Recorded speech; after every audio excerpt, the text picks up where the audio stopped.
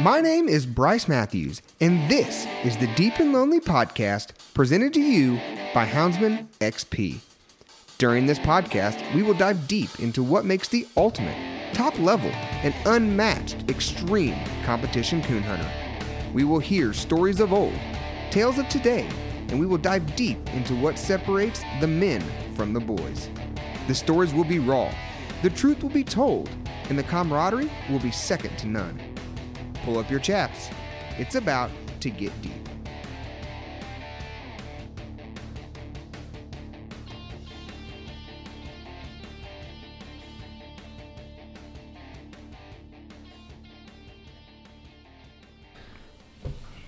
All right, guys, welcome back to another episode of Deep and Lonely. I've got one of the hottest coon hunters in the sport right now sitting across the table. I'm lucky enough to be joined today by Mr. Duell Murphy. I really appreciate him sitting down to take the time with me to do this podcast. I know he's a busy guy. He's got dogs to hunt, and he's got hunts to win. Duell, how you doing this evening, buddy? Pretty good. We're been watching it rain all day. It has been raining. I think we've been watching the forecast here. Hopefully this rain dies off a little bit, and then we can go out here and cut a dog loose after this podcast. So Duell, tell us a little bit about where you got started, because I know that coon hunting has not always been where you've been most successful. Let's go back before that. What was your first true passion before coon hunting? I've rode dirt bikes since I've been about 3 years old, and that's what I thought I was going to do pretty much the rest of my life. I made it up to the pro rankings, and I ended up having my kid, and I figured I better find a safer sport to do. Yeah, the racing, it takes a toll on guys, physically and mentally. It's not easy to do. Making it up to pro, let's go back. Where did you start in that? You've been racing since you were 3. Did you come through the rankings, like going through like the Loretta Lynn qualifiers and all that? Was that something that you did? See, it was something like that, but it was the Grand National Cross Country, and that's the GNCC. It's all off-road. It's no motocross. So it's kind of different than the Loretta Lynn's, but you have to make your way up through the rankings. Like, it starts a C class, then B, then A, then pro. Gotcha. And I actually did not know that you did the cross-country stuff. I actually thought you were in the motocross, so that's cool to learn, because I've had an interest in the GNCC stuff, but whenever I raced, I stayed more on the motocross side of things. Never did get into that wood stuff. I didn't think the four-wheelers and trees mixed very well. So you quit when you had your son.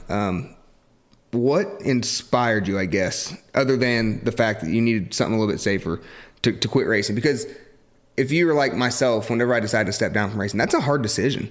Was it all based around your son? Mostly. I was kind of burnt out, to be honest with you, about leaving every weekend and traveling every state. There was 13 rounds a year for the GNCCs. The first round started in Florida. The last round ended in October, and that would be up in Indiana, So it took a toll on traveling every weekend and doing that. And then I had my kid, I think it's 2018.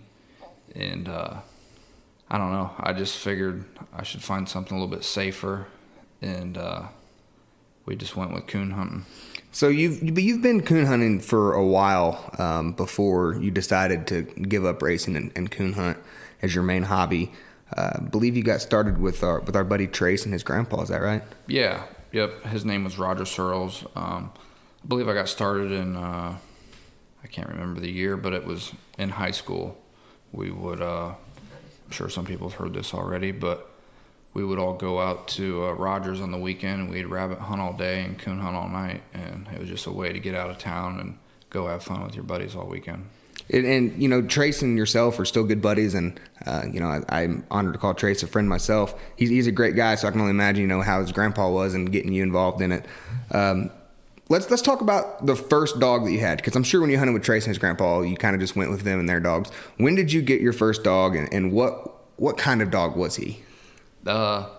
Actually bought him off Craigslist for $750, and his name was Sherm, and he had one of them glass eyes. It's not literally a glass eye. It's just a white eyeball. It just looks odd, and everyone calls them glass eyes. But I bought him off Craigslist and went hunting with him a few times, and it started turning people away hunting with me because he'd always go so far and so deep, and everyone was always tired of walking so far. They're like, oh, we're not going with you. That dog goes too far. And back then I didn't really know if that was good or bad or nothing. I was just starting out, so it was all fresh to me too. Yeah, I'm going to go down a rabbit hole here for a second. You know, it's funny that you say you got your first dog off Craigslist, because that's actually where I got my first dog as well. But I didn't have such good luck with my first dog. You know, I ended up trading a John boat with a hole in the bottom of it for this coon dog. I drove a couple hours, went and got him, and the guy told me, he literally texted me. He said, hey, man, I'm not home. Dropped the boat off in the front yard. The dog, he's in the back. His name's Hank. Good luck. and so I brought old Hank home, and Hank was the first dog that taught me anything about coon hunting. He taught me a lot about what a dog shouldn't do, if we're being real honest. He wasn't great. He would go out and tree coons, but he would also tree possums. He'd tree slicks, and he would bark all day and all night in the kennel. And at the time, I didn't know any better, you know. But then I started hunting a little bit more and learned that Hank wasn't what I was looking for, but he was my first dog, and so I'm always going to be partial to Hank. It's just funny that you said, you know, you got him off Craigslist, because I was like, funny story, I did the same thing. The first time I met you, Duell, I don't know if you remember this or not, was with you, me, and Jeremy Jones went hunting. I didn't know much about competition hunting, and I actually worked with Jeremy's brother, Justin, at General Motors, and I kept asking him, like, hey, man, like, is there anybody around here that hunts? Because I just moved up to northern Indiana. I was new to the area, didn't know anybody. He said, yeah, man, my brother Jeremy hunts, and, you know, he'd probably be glad to take you one night. So I got a hold of Jeremy and met up with him, and you were in the truck that night, and I introduced myself, and you did as well. And at that point, I remember asking, I was like, so do you know anything about this competition coon hunting stuff? Because that's really what I was interested in and wanted to learn about. And I'll never forget, your answer was, maybe a little. that was it, you know. And now, looking back from that time, which was, you know, 4 or 5 years ago that we've known each other, I think you know more than just a little bit about coon hunting. I definitely do now, for sure. I may have known just a little bit then, but I know a little bit more now. it was funny. It was a little quiet. It was a little secretive, and it was just a little bit. So I really didn't know. But, you know, looking back at what you've done in the last 4 or 5 years, Duell, it's just been incredible. You've had a tremendous journey. You've done some incredible things that a lot of people aspire to do, and you've knocked them off quickly. You've really rose through the ranks at a rapid pace. So let's talk about the first dog that I would say is your first dog. Correct me if I'm wrong. That you did a little bit of winning with. Just go into that, who you were partners with, and a little bit about what you did with her. Yeah, it was River. I think she's 9 or 10 now. She still lives, and we did pretty good with her. Jason worked a lot. Jason Smith was my partner on her, and he raised her from a pup, and we hunted a lot, and he worked a lot too. So I was mostly going to the hunts without him if it was something bigger, and I ended up winning Autumn Oaks in 2018 with her, and that was the first time I ever entered Autumn Oaks, and it was pretty big and special win, you know. That hunt, if my memory serves me correctly, was that a hunt that you didn't even plan on really going to? It was a last-minute decision to go to, and it was your first time entering it? Was that how that worked? Yeah, so I really wouldn't plan on going, and Jason actually hunted her and got her into the top 16, and he had some stuff with church the rest of the weekend, and he said if you got her in the top 16, then I'd have to finish it out, and we did just that. I mean, and you took it all the way. You won an event that some people would try for years to win. They try their whole career to win. Autumn Oaks is a very prestigious event. For those of you guys who aren't aware of what Autumn Oaks is or haven't been there, I believe that, you know, talking to guys, that holds some of the most prestige along the competition coon hunts. After River, let's go back to River. So you won Autumn Oaks. Did you continue to hunt her what did you guys do with her after that? Did you just lay her up and breed her, or what happened there? Yeah, we continued to hunt her. I think we won a Indiana State championship with her. See, back then, none of these big hunts were around, and we really didn't have the money to push her in any of the big ones if there was any. So we just hit little stuff here and there. Like we'd go to the world hunt with her, nationals, but we never did any good at none of them. So, and it's funny, we're going to tap into this here later, because you say back then there wasn't very many big hunts. And back then, honestly, isn't that long ago. You know, that's 4 or 5 years ago. It just blows my mind to see how far the sport of coon hunting has come since then. And we're going to get into that just a little bit later. So after River, you moved on to another female named Piper. And tell me about that cross, because didn't you make that cross? Actually, Nick Immel made the cross with his tracker dog and Dave Trumbo's Lawless Lucy. Okay. And I think the litter had 14 pups in it. I'm pretty sure they all lived. I don't know where they're all at now, but I got her when she was 6 weeks old, and she didn't tree her first coon till she was 1.5 years. And I was pretty close on giving up on her and giving her to somebody. I don't have much patience for pups. And I took her to Dave Collins after I figured out that she was interested in treeing. And he got her treeing, and then I took her home and finished her up how I wanted her. And Piper is a dog that you have held on to since day one. Your name's still on her papers. She's lived at your house. And what type of dog is Piper? What about her has made you want to keep on to her for all these years? She's action-packed. She's a good strike dog. She makes stuff happen. Whether it's right or wrong, she's going to make something happen. And I'd say that she got better with age. And, I mean, she's just a solid dog now, and I probably don't give her enough credit. You know, she's probably the best one I got out there. And I always go with something else. I don't know, it's just weird. It is, and I'm going to test that. I don't think you give her enough credit. You know, you and I'm very fortunate to be able to hunt up here with you now that we live pretty close together. And I've hunted with Piper a lot, and she is a solid A1 coon dog. She's right more than she's wrong, but whatever she does, like you said, she's action-packed. She's fun to hunt with. Let's go into some of the wins that you had with Piper. Anything notable? Yeah, I think it was 2018. I got in the Final Four of the PKC truck hunt with her. Got in the Final Four with River. I think it was a month before that. And then the Final Four with Piper, and didn't win either of them, but we were there. And then I think I've been in the top. I mean, it's nothing big, but top 16 of a couple Indiana State races back then. And last year, got her into the Tournament of Champions for UKC, and we ended up getting into the final 3, and we placed second, winning $30,000. So that was pretty eventful for a dog that you've had since she's been 6 weeks old. Didn't you also win a big hunt in AKC with her? Yeah. Yep. It was probably 4 or 5 months ago. Over in Ohio, they had the AKC World Hunt, and I honestly didn't even know what was going on until I woke up one day and seen a flyer that they were having the qualifier that day, and it was 3 hours from the house. And I said, I'm bored today, so I'm gonna go over there and try it out.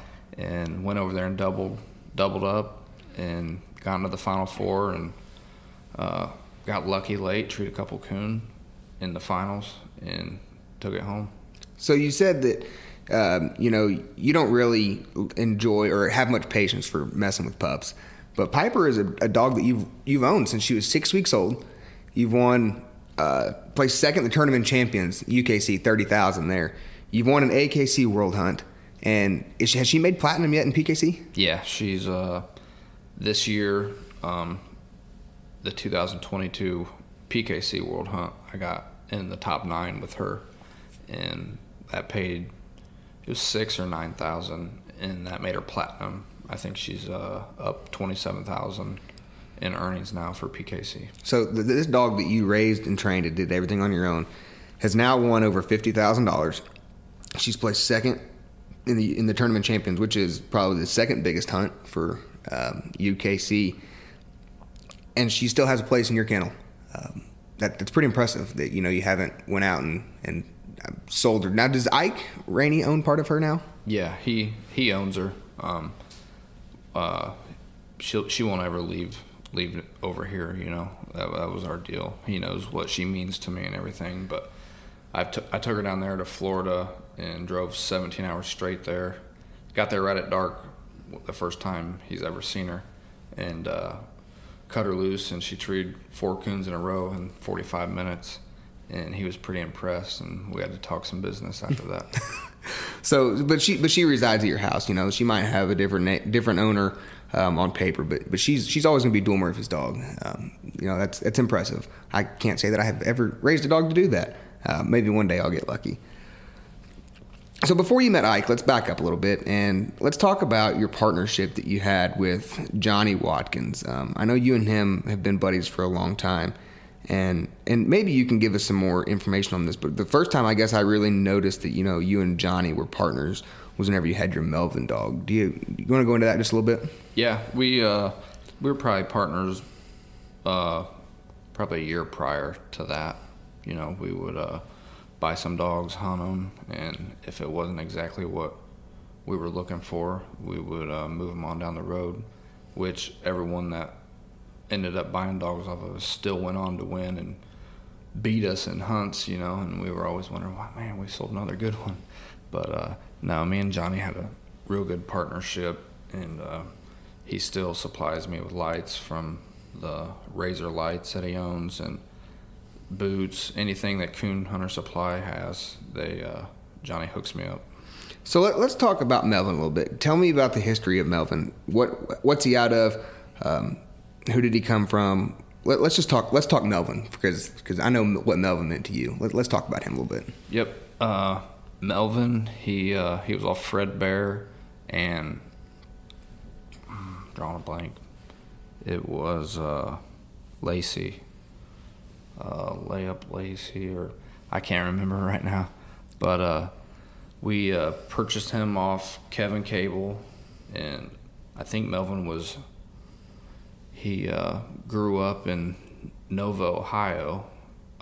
Sean Bowers owned him, and we bought him from Cable when he was around a year old. He was already treeing coon, and I just went to hunting him every night and trying to make them how I wanted them, and it worked out pretty good. So what type of dog was Melvin? And I do mean that in the coon hunting competition side of things, but I think you and Melvin had a deeper connection than that. Like what did that dog mean to you personality wise, and what type of dog was he?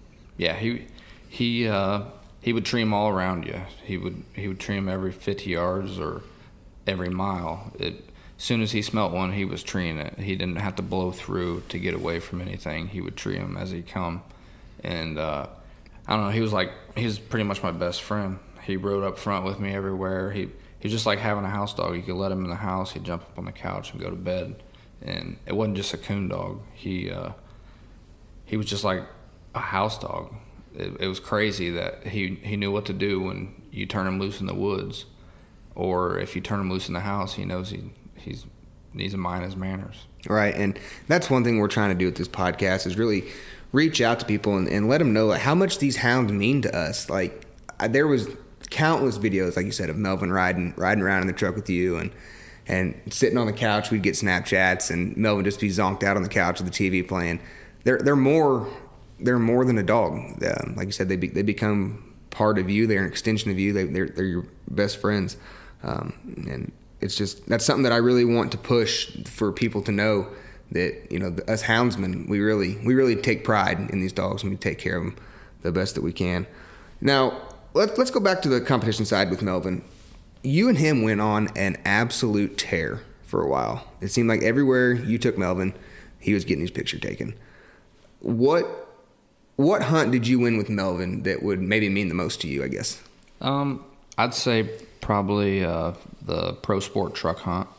It was my second truck I've won, but it meant something to me winning it with Melvin because he probably meant the most to me out of most of the dogs, because from where he started to where he ended, everywhere I took him, it didn't matter if it was Indiana, Ohio, Texas, Florida, he found a way to win. And you can't find that anywhere. And I still haven't been able to find it yet. So you're now hunting for Ike Rainey, and he is arguably, one of the biggest money guys in the sport right now. He supports the sport of coon hunting 100%. He sends a lot of you guys to some big hunts, and he's got some incredible dogs. Do you think you would have met Ike had it not been for Melvin? Yeah, I actually met him at Super Stakes. Okay. About a year ago. No, it was probably 2 years ago I met him. I was hunting a dog named Jag, and I actually drew him, and he was hunting his homeboy dog. So that's where I met him at. Okay, so that's where you had your initial meeting with Ike, but Ike ended up purchasing Melvin off of you, correct? Yep.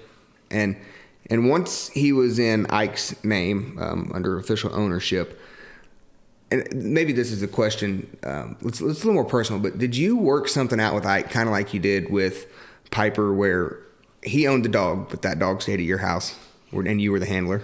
Yeah, he, when we, just like the Piper deal, he knew who hunted the dog and who the dog knew and who he'd do the best with. I mean, you can't always just send a dog to somebody and say, hey, go do what this guy did with it and go win with it, because it don't work out like that, And he knew that what Melvin meant to me and everything, so that's why he stayed with me the whole time. I was curious about that after I heard that transaction taking place. I was like, that was, really, really neat that you got to keep the dog and hunt the dog, but also smart on Ike's part, to realize that he didn't just buy a nice dog, but it's a package deal. That a lot of times you're buying the handler behind the dog.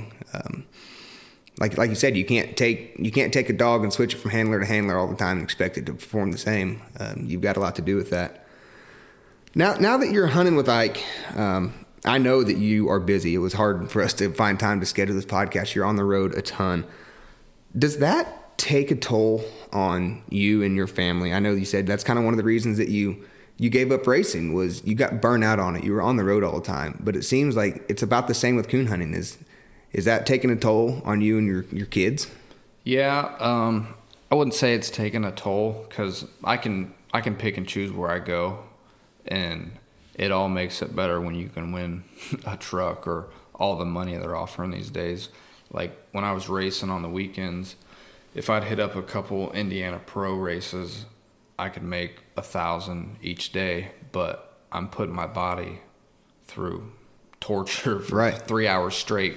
Grand National cross country race, you know? Absolutely. And can barely walk the next day. But yeah, I mean, it does get old driving a lot. Like I need to hire a driver or something, because I get tired of driving. But no, I love coon hunting, and it keeps me going. And I'm sure when my kids get older that I'll have to slow down a little bit when they get in sports, because I'm not going to miss all that. They're only young ones. Yeah. So you're on the road a lot, and being on the road can face its challenges, and it has its risk in itself. I want to spend a little bit of time here talking about your incident back, I guess it was last year, wasn't it? Yep. Just last year. Gosh, it seems a little bit further than that, but it really wasn't. Year, and it happened in January, so a year and 2 months. Man.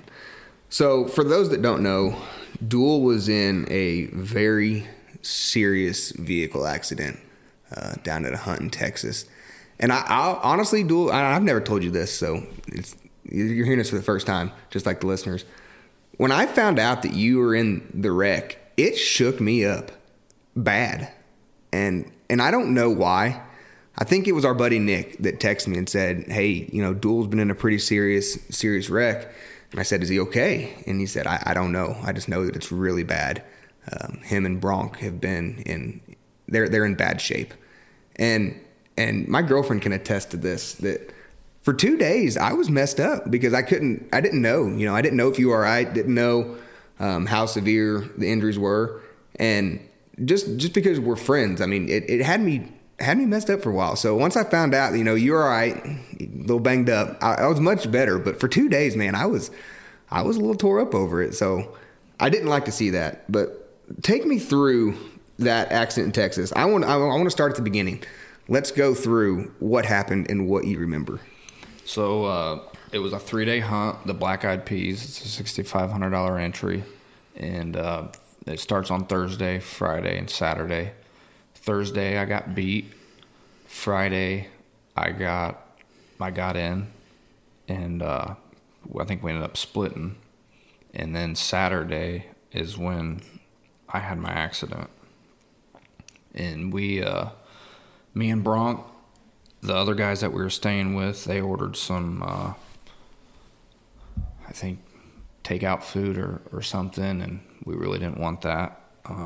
So we had to run to Walmart and get some stuff too. So we went to Walmart, and then we went to the bar and grill Lakeside. That was right down the road from the cabin we were staying at, and we ate there, and then it was getting kind of close to deadline, and I think we were about 20 minutes from the club, so we still had to go back and pick up Melvin and change clothes. And so we went back and picked up Melvin, and we were on our way back to the hunt, and they've drawed out at this point and said that they sent us a pin and said, hey, we'll just meet you down the road because we're kind of going towards the way you're coming from. That way you ain't got to drive all the way here, and we can get things going. And so they sent us the pin, and we were trying to rush around, which we probably shouldn't have. And we ended up missing a curve right down the road from the club and struck a tree. And I mean, that's pretty much it.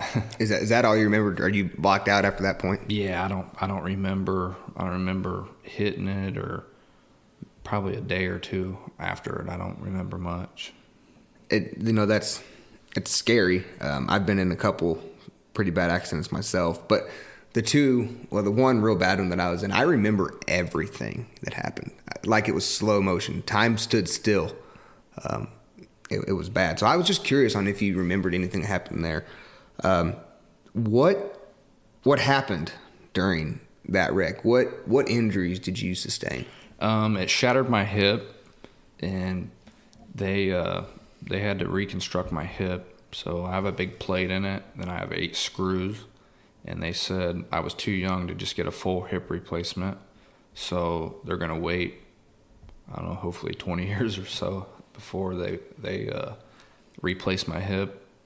And then it exploded the artery in my neck, and they said that I was pretty much bleeding out when the wreck happened. So they got that all taken care of, and it's been, I think, a year and 2 months since the wreck, and it's probably been right at a year. Well, I don't even know if I was walking at this time last year. I think it was late March, early April when I started walking again. Now we're getting real close to that. Yeah, and when all this went down, they told me 6 to 8 months if I'm lucky. And I think I made it 3 months, and I started hunting again. And I remember your first hunt back. I wasn't there, but I remember people talking about it. It was.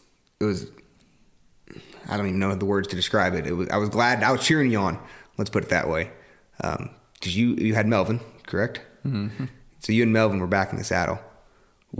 During that wreck, let's talk about Melvin and Bronk, who were riding with you. Yep. So Melvin was actually in the back seat where he always rode because he was too good to ride in the box. But he was in the back seat. Bronk was in the passenger seat. And where I hit the tree at, it was kind of dead even in the truck, right in the middle of the truck. So I think if it would have been a little left or a little right, I don't know if either of us would have been here to talk about it. But Bronx suffered some head injuries with some deep cuts and stuff. And he also broke his femur. And then when people got to the scene, Melvin was out of the truck by me, and he was so scared he took off, and they found him like a mile or so away at somebody's house. So I didn't know that part. I knew that they found him, over a mile away, but I didn't realize that after the wreck had happened, he was still laying next to you. Yeah, I think one of the first people that pulled up said that they seen the dog sitting out there beside me, and then he was shook up, I'm sure. Obviously, yeah. And they said he took off. Yeah, that's a part that I didn't know that part. It's cool to see that Melvin was sitting there next to you, because I know you two had that bond. So before we get back to walking, let's go back to you were in the hospital. For those couple weeks you were in the hospital, there were a ton of rumors flying around about what had happened to Duell Murphy and Bronco McDaniel. Some of those rumors were outlandish, if we're being honest. I know you were in a bad spot and you probably don't remember much, but it made me a little sick hearing some of the rumors that were going on. And I just, I always wanted this opportunity to find out what had happened. And I'm glad we got that full story just to dispel the rumors, because it was a little crazy at times. While you were laying in the hospital, and I'm sure you heard everything floating around, did you ever have any pressure from Ike or from your friends? Was anybody giving you any hard times over it? No, not at all. I didn't even have my phone for 2 or 3 weeks because they had my phone mixed up in the Bronx stuff. So I thought my phone was at the accident scene or lost for good, So I didn't hear much from a lot of people except close people that were calling my hospital phone. And then a few days after the wreck, I ended up getting a prepaid phone or something that I could talk to people on. But yeah, the rumors were pretty crazy. I heard probably 10 or 15 different ones that not one of them were ever true, and it was just crazy how something like that spread so fast and throughout the whole coon dog world. And even people from my hometown that don't even know nothing about coon hunting was hearing stuff, and I was like, man, that's crazy. Yeah, it was like it spread like wildfire. They were just getting out of control. So you said I never gave you any grief or anything like that. You had a lot of time to lay there and think during the recovery.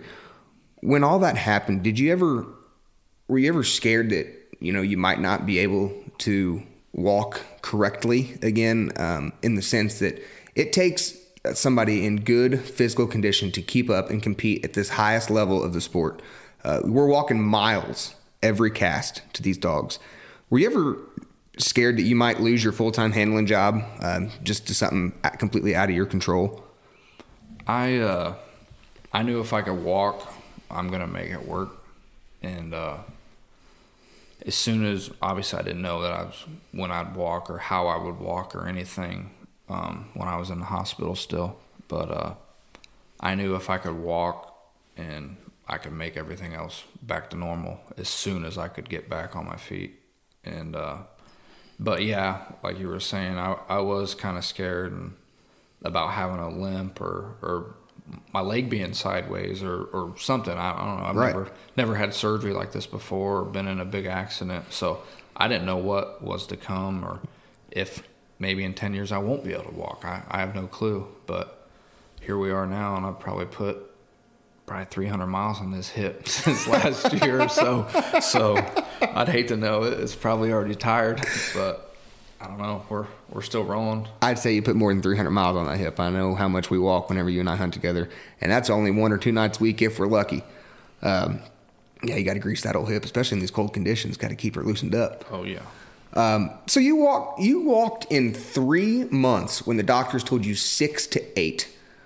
Was there something in the back of your head that was your driving motivation to get out there? I interviewed Dick Brothers, the last podcast I did, and he was a stroke victim. And he said when he was laying there, like all he could think about was getting back in the woods and getting back as soon as possible. And that was his driving motivation. Did you have the same feeling? Yeah. I was honestly tired of laying on the couch and propping my leg up. And I told myself once I can walk, I'm going to start hunting again. And I think what pushed me too was I had that electric bike. And once I figured I could walk and get on and off that bike, I started hunting about every night again. Maybe not all night long, but a few hours a night until I knew I could make it, you know. Right. While all that was going on, I'm sure you had a lot of time to just think to yourself. Did you ever sit back and reflect on why you do this? Is it worth it running up and down the roads to these hunts and laying out in the woods every night? Because I know you will hunt by yourself a lot too. If nobody else is going, you'll be in the woods laying out there by yourself, working on dogs, getting them ready for the next big hunt. You've got 2 kids now. On the weekends, if you're gone, you're not here seeing what's going on with them. Is it worth it right now, running up and down the roads every weekend at the elite level, in the position you're in, that a lot of people would aspire to be in? They want to be a full-time handler. They think, and it might be the dream job. I don't know. I don't live that life. But what is it for you? Is it worth it? Yeah. I mean, a guy can make a second living, if not their only living, doing this with the hunts and the opportunities I get to go to every weekend with Ike behind me, you know. So it's worth it for sure. When my kids get older and get in some sports, then yeah, I'm gonna sit back a little bit. You know, don't count me out, but I'll probably just sit back a little bit more. But definitely don't count me out. I love to coon hunt, and I'm not in it totally for the money. If I didn't have no passion in it, I probably would have quit already. Right. I'd have loved to do it. When it gets dark out at night, whether it's raining, I ask myself, is it raining hard enough or too hard or just a little bit, you know? I just love to coon hunt, and I mean, that's just how it is. So you said earlier that back in the day, the hunts weren't that big. And like I said, that was only 4 or 5 years ago. What have you seen that is driving these hunts? We've had, since that I can remember, 3 hunts now for $100,000, maybe 4. Two with Pro Sport, 2 with PKC. So 4 of them for $100,000. They just announced the first $1 million purse competition coon hunt. What has exploded in the last 5 years? It's hard to say. If a guy was to look back in 2018 and seen all the pro classics, and that's when you still had your $300 pro hunts every month in each state.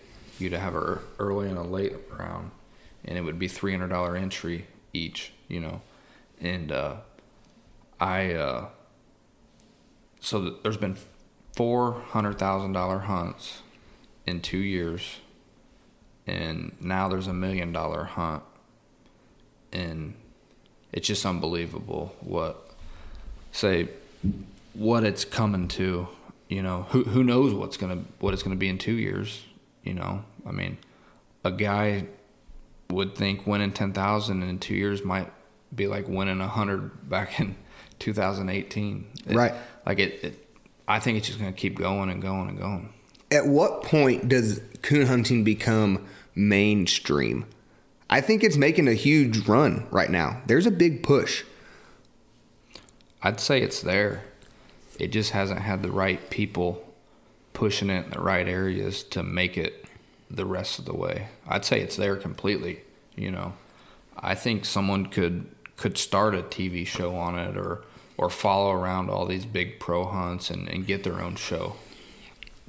You look at other sports, and let's take horse racing, for example. Let's go to the Kentucky Derby, the Triple Crown, all those big races. When those horses come off the track and they take their pictures, they do their celebrations, they're going back to the stables and they're having blood work done on those horses. Do you think coon hunting is heading in that direction? Do you think we're to the point where people are going to be trying everything they can come up with to win a part of that $1 million purse? First place prize is $500,000. They're paying a $10,000 entry fee just to compete. Do you think there's going to be a time where we're checking for some shady stuff going on? Oh, for sure. I'd say it'd be lean more towards the judging part. Like if you know anything about like the bass tournaments and stuff, like they have a judge on their boat that watches what they catch and stuff. Well, I don't know if this is exactly true or not, but I've heard some of them, they take polygraph tests before they go out and when they come back in to make sure everything was legit, you know. The judges at the bass fishing tournaments? Yeah. Okay, I didn't know this. Yeah, that's what I'm pretty sure, like almost 90% positive that's true. So I could see it going towards that into the future. With that much money on the line, everything needs to be straight and narrow, you know. There's just too much money on the line for somebody to get paid a little on the side or something for something to ruin something else from somebody. It's crazy. You can look at it 50 different ways, and it may never come up like that or not, but you're still thinking about it. Right, and going back to the fishing thing, it was just a few months ago, I believe it was a walleye tournament. They busted 2 guys for adding weights and all kinds of other stuff inside of these fish to win the tournament. And when they went back, I'm going to get my numbers wrong, so I'm not even going to speak on it, but they had won several thousands, and if not hundreds of thousands of dollars over the last 3 or 4 years in these tournaments. And who knows how long they had been doing that. You want to think and you want to believe that every time you turn your dog loose in a cast, you're going to get a fair shake and a fair opportunity. Do you think that's the case? Do you see any of that going on at these bigger hunts? I mean, honestly, at the bigger hunts, I think you have more problems at the local little hunts. Mostly at the bigger hunts, everyone's pretty much a gentleman about it, and we're all there to win, but we're all there to do it the right way, you know. I couldn't see it getting like that, but I've seen some weird stuff, so I'm not sure. You said that you think coon hunting is at the mainstream level right now. We've talked about the money that is there to be won. I mentioned that it's $10,000 to enter this $1 million hunt. And I believe it's 126 entries.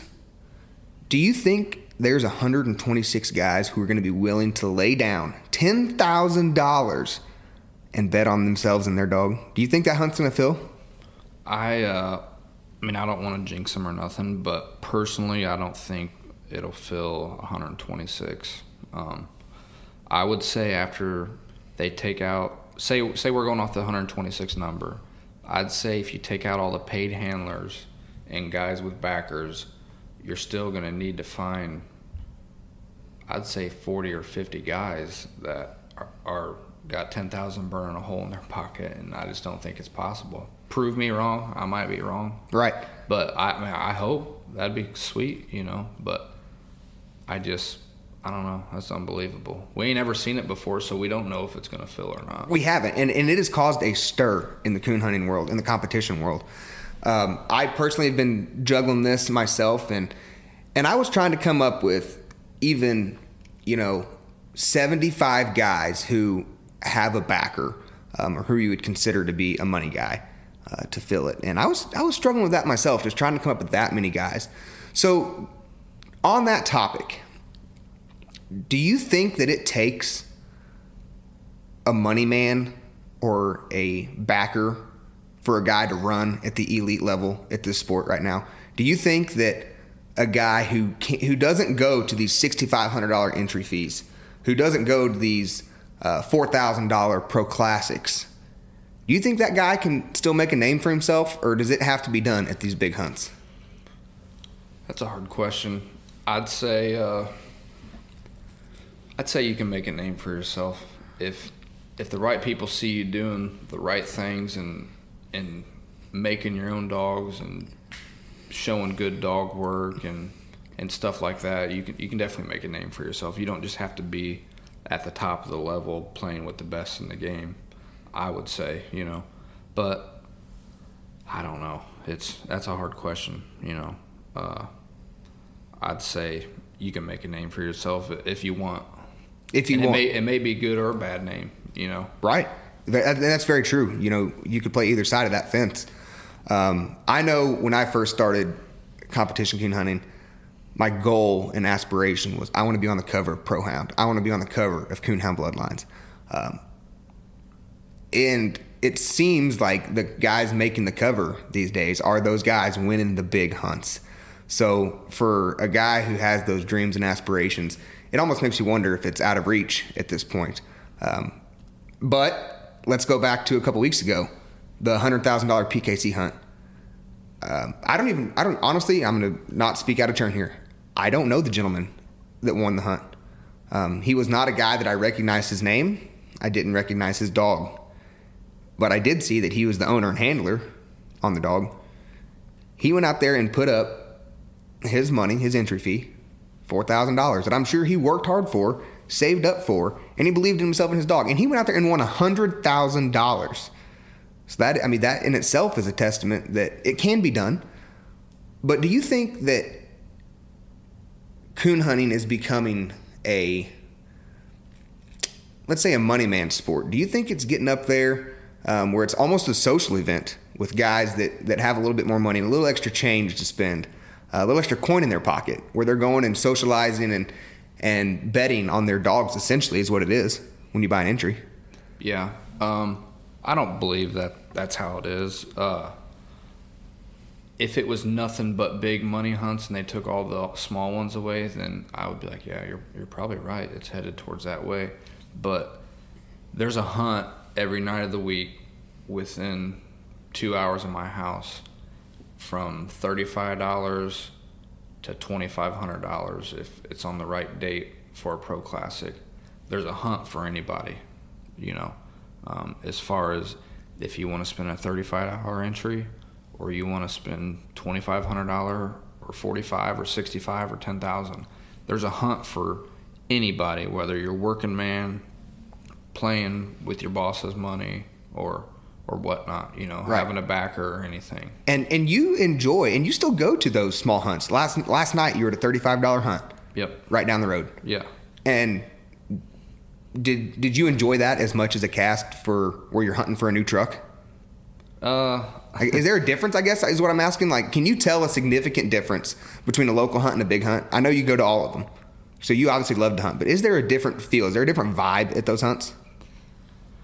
I would say, as far as like coming down to the last minute, the final four of getting ready to win a new truck and you're winning, yeah, there's a huge difference. You got an adrenaline dump. Yeah, but as far as out here during the week at $35 hunts, like, I still enjoy it, and I get wound up and like to do it. If I didn't like coon hunting, I was just about the money, you wouldn't see me at nothing like that, and just at the big ones. Right. But I enjoy it, and my boss enjoys it. He's hunting $30 hunts during the week. He loves it, loves coon hunting, and so do I. So I would say, if I'm winning a new truck, yeah, I'm gonna be pumped up, excited. Right. But $35 hunt, that's, I don't know. It's still excitement, Because right. You look back at your first cast whenever.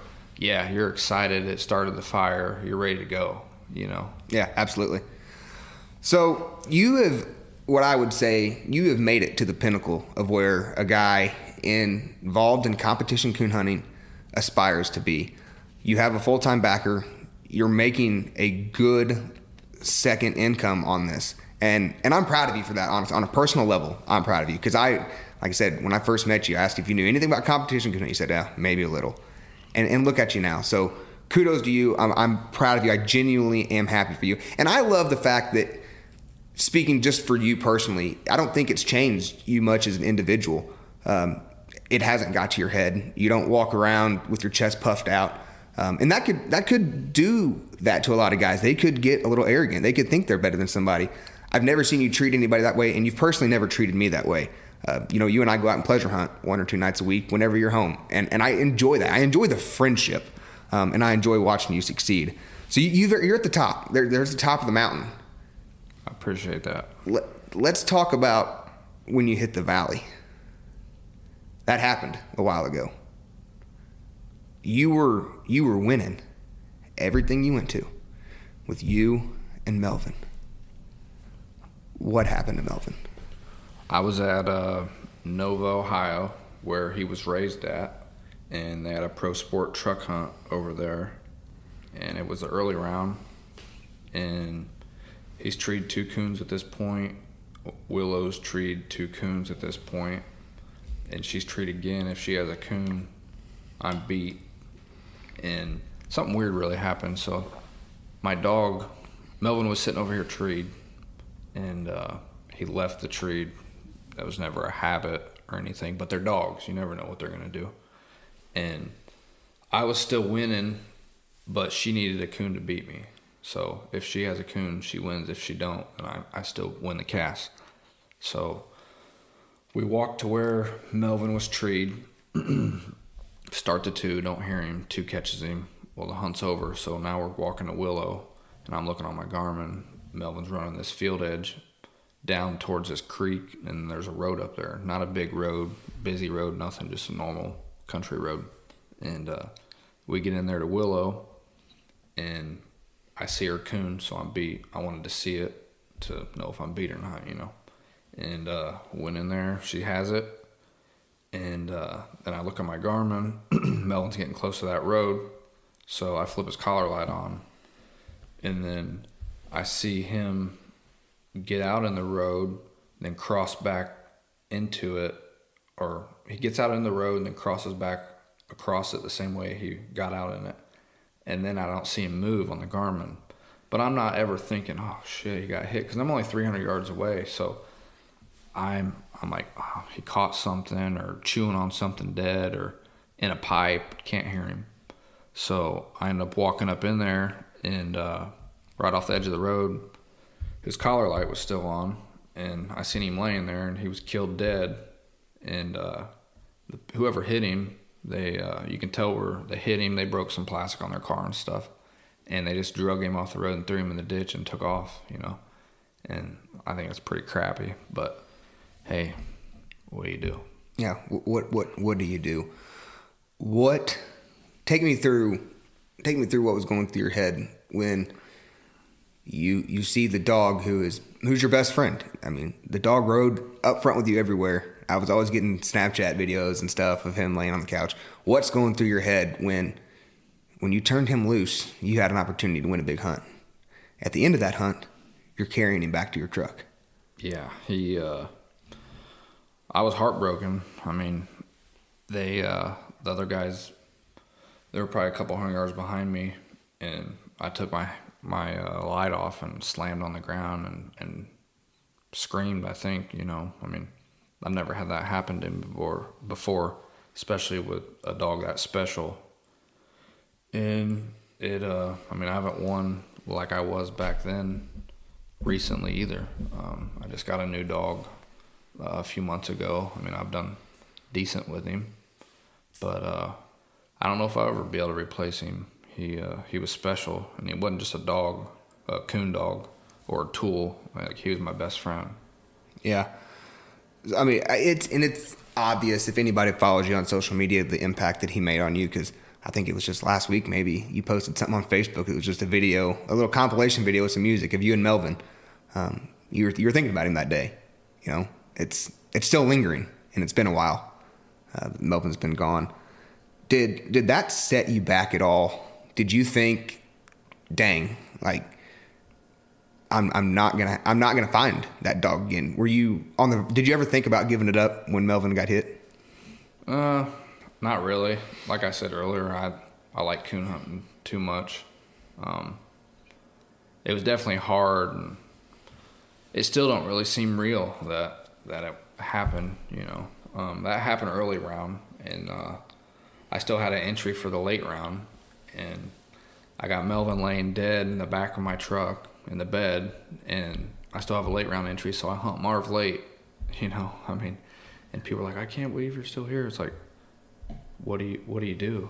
I got $1,000 entry, which I could have left and went home, but I'm there to coon hunt. Yeah, I'll deal with what I got to deal with later and move forward, you know. Right. Did Melvin, I know he's got one litter of pups on the ground before he passed. Did he have any more than that one litter? Yeah, he has 2 litters. Okay. He had a litter with Piper and then a litter with Fire. And I know that. I don't know much on the Melvin Piper litter, but I know the Melvin Fire litter has been the talk of the town lately. I know my good buddy Calvin Collins has a real nice young male out of him. I believe there's one up in New York. Dan Hubbs has him that he's doing some winning with. Johnny just bought one back last week off that litter. Do you think those dogs are going to carry on Melvin's legacy? I sure hope so. And if they do, I'll be looking for them in the future. Did you ever get Melvin collected, or are those the only 2 litters that's going to be on the ground from him? He has a couple straws, so I'm not even looking at them. Right. Until I know what he has on the ground already isn't going to work. Right. You know. Yeah, so you're just storing those, but at least you do have something. Maybe down the road you find that special female, you can bring a piece of Melvin back. Yeah. And do something with that. What are your future goals as far as coon hunting is related? Because you've won 2 world championships per se. You've placed second in one of the biggest hunts of UKC. What's next? What are you looking for? I'd really like to win the PKC World, or the UKC World, or the PKC Nationals. I mean, it'd be a dream come true if I could win one of them. It would really, or both of them.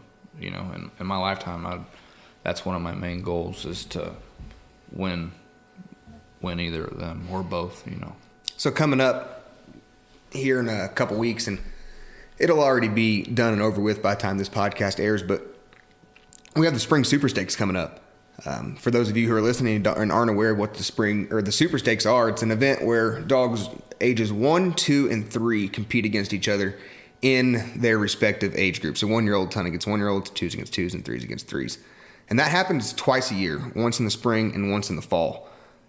Duell, are you going to the Super Stakes are you looking for what's out there? Or is that a time where you can judge good prospects coming up in those age divisions to see what is working as far as, you know, certain crosses, to see what dog is really making an impact and turning heads? Is that an event that you go to looking for the next good young one? I definitely keep my eye out when I go.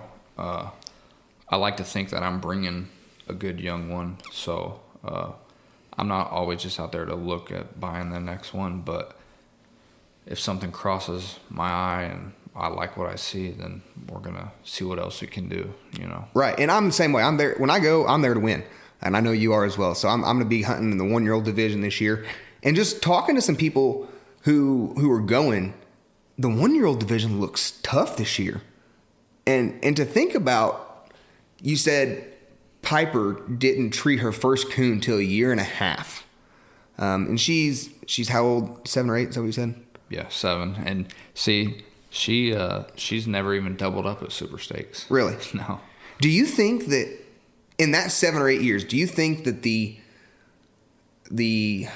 I don't know even how to explain it. Do you think that dogs have changed that quickly in 7 or 8 years, or do you think that these young dogs they're the same now as they were 7 or 8 years ago? I'd say they're better. I mean, you think it's evolving that quickly? Yeah, for sure. I mean, there's not much proof, but just from what I've seen the last 5 years at Super Stakes, say 5 years ago, you have a 1-year-old, it trees a coon each round, you're doubling up for sure. Then last year, I hunted, I think it was the 1-year-olds. We were treating 3 or 4 coon per early and late round, and I'm like, what's going on here? Yeah, I know the first time that I went to Super Stakes, I took a 1-year-old. Actually, it was Fire that I took. And the guy who owned her, he said, all right, Bryce, here's the key to winning. Here's the key to winning. Stay out of trouble. They're the 1-year-olds. Tree a coon and stay out of trouble. And I don't think that holds true anymore. I think you're going to have to tree a couple to win in the 1-year-old division. The 2 and 3-year-olds, those dogs, some of those dogs have already won, $50,000. Yeah, some of them dogs are already the best dogs in the world, and you're hunting against all the other dogs that are pups that just have $100 one. Yeah, it's kind of crazy. So it's an interesting event to me. I enjoy going to the Super Stakes. It's a week-long test. It's hard. If you have to hunt early and late all 4 nights trying to make it to Friday, it can wear a guy out. But Nationals in the world's the same way. It can really take a toll on a guy and a dog. But those big hunts are fun for me. What are your goals? I shouldn't say that. What is next for coon hunting? We have Pro Sport. They're the newest registry. They're hunting for a new truck almost every month. They've got some lower entry fees for that they're hunting a couple times a month as well. Do you see any more registries coming in other than Pro Sport, UKC, and PKC? Or do you think that we have a good mix of what's going on right now? Because I think all 3 registries bring something unique to the table. They have something for everybody. But do you think there's any room to grow in that, or do you think those 3 are here to stay? I'd say they're here to stay for sure for a while. They all 3 have good things about each one of them. Like you can take something from PKC and say, I wish UKC would do this. Or you take something from UKC and say, I wish PKC would do this. Vice versa with Pro Sport too. And I would say the only thing that UKC could better on is if you could get cast win money, which I don't know if that'll ever happen or not, but I would say they would get more people that would want to come so they could come back. If they get a cast win, they could make their gas to get back home instead of just getting a grand night or night champions. Right. What do you think about UKC as far as their new rule change this year, where at the major events they're going to go to a full elimination style, meaning that you don't have to have, or do not have to have plus points to win your cast? What do you think about that? I think it's very smart. It would look kind of silly if you had a top 16 and 2 dead casts come in. You just have a final 2 of a world hunt. You can't do that, and it's very smart on their part to switch it around and make it more realistic. Right, because that happened, at the World Hunt this last year down there in Dyersburg. They had a dead cast, and it kind of threw a wrench in some things. So I think that's a good move on their part as well. And you've won big in all 3 registries. We already talked about second in TOC. Well, you've won 2 trucks in Pro Sport. You've placed 9th in the PKC World. Other than the World Hunts, do you have any goals for dogs? Like, are you wanting to take a puppy again and start it and make a platinum champion? Or are you really just into the handling the dogs? Mostly just into handling them. The puppy stuff wears me out. If that thing will stay away and start running and treeing fairly quick, then I'm okay with that. But hanging out at my feet trying to keep them warm doesn't stay long with me. Right. All right, Duell. Well, I think that's covered just about everything. Do you have anything else you want to add to this? Anybody you want to thank? Anything like that? Yeah, I'd like to thank my mom and dad for everything that they do, and my whole family, Custom Construction Services, Ike Rainey, Malcolm Rains, Cowboys Group, Razor Lights, Coon Hunter Supply, Joy Dog Food, and anybody else that I forgot or has helped me the way. I appreciate it. Thank you. I know one that you forgot, and I'm glad you did, because it made me want to ask you this question. I was thinking about this earlier today. Deep Shaft Outdoors. Yeah. Yep. What is Deep Shaft Outdoors? I see you tag them all the time, but I don't know who Deep Shaft Outdoors is. Yep. So it's my buddy from Illinois, Tyson Emery. He big catfisherman, and that's kind of like a thing he started probably 5 or 6 years ago, and like he goes to pro catfish tournaments and stuff like that. So okay. Like we have hats and a bunch of clothes and stuff from it. It's pretty cool. Yeah, because I've seen you wear the hats. I've seen you tag them all the time, and I've meant to ask you for years, like, what is Deep Shaft Outdoors? And I never think about it. So I'm glad we just took the opportunity to take care of that. Duell, I appreciate you taking the time to sit down here and record this with me. I look forward to hunting tonight as long as it's not raining too hard. Looks like it might have died off a little bit. Guys, thank you for listening to Deep and Lonely Podcast. Be sure to follow the Houndsman XP on all of our social media platforms. Be sure to check out the website, pick up some merch. We appreciate you guys supporting us. We appreciate you supporting Deep and Lonely. We'll come at you next time. Thank you.